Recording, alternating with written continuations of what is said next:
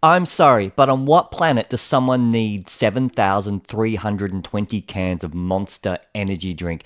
That is just a heart attack waiting to happen. It is a 20-year supply, and I've been wondering, does this kind of soft drink go off and outdated? Isn't there a use by date on it? Is this legal from Costco? Or are they expecting Americans, where this is at, to actually drink that many in the time that is on the stamps, which is probably about 5 years? But the gripe that I have with these sorts of things from Costco is, who are these for? And just the footprint that it takes up within their stores. Are they actually moving these amounts of goods? It's one of the questions that we got asked at university this week about big box retailers and how they're taking over the suburbs. And the square footage that they take up is immense because they're stocking items like these: cheese wheel for $900, 200 gallons of scented kitchen bags, £10 for a chocolate bunny, 850 gumballs. You could even buy a coffin and an emergency food pallet. The only thing that I can think of anyone that would be buying this stuff would be American preppers. Doomsday preppers, maybe Australian ones as well. But does this happen in Europe at Costco as well?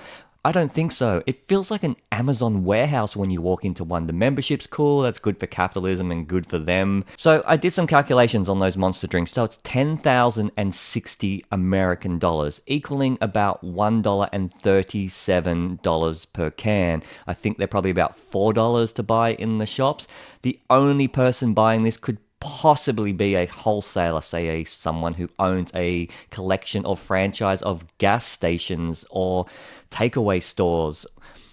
Who else is buying this many? There's no one who's got a man cave with 20 years supply of Monster energy drinks and 850 gumballs. A lot of you are probably saying this is their money, let them do whatever they want to do. But who walks into a Costco with 10 grand and just buys this sort of stuff?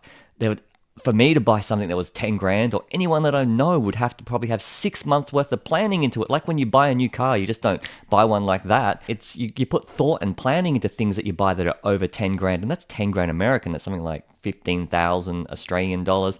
But we got to get back to the point that university was trying to make to me about this as a planner this week.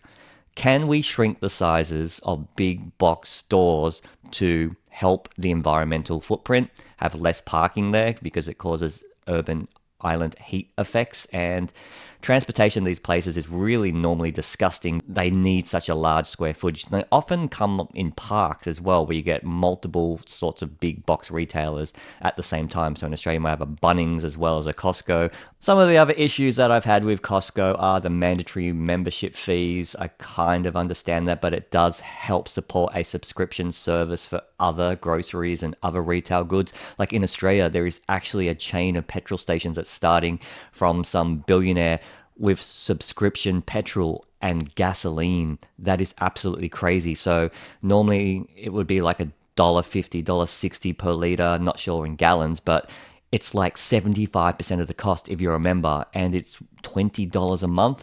And the model hasn't actually been working that well, which is kind of good to see, because I am not for subscription models at all. Like, it's kind of like how you can't even print now without a subscription model for the ink in your printer. The other thing that it causes issues with is Costco aimed at sort of those lower to middle income earners who might go in there and overspend on a whim. It's like a treasure hunt layout as you go through, and you get really excited and you just want to buy everything that you see, or you just want to buy things to say, hey, I bought $10,000 worth of Monster drink. Yes, I slapped it on my credit card and I'll be paying it off for the rest of my life. Will Costco end up taking out loans and special credit cards where you can buy now, pay later, afterpay on a slab of Monster drinks? It also kind of is anti-competitive in Costco with limited selection. So I'm kind of unsure where I sit on Costco. So if I was sitting in a local council office or a municipal city and Costco came up and put a development application in, would I agree to it based on just how huge they are? Especially when they want to put them in suburban, urban sprawl areas. As a planner, let me know what you think. Would you let Costco into a suburban neighborhood?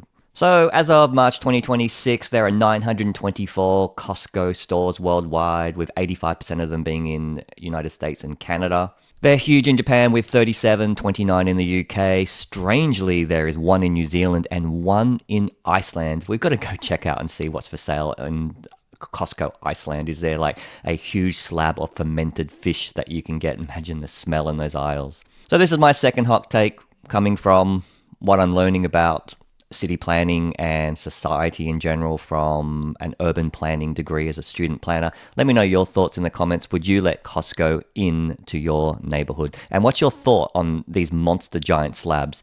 Would you ever consider buying anything that contains a 20-year supply?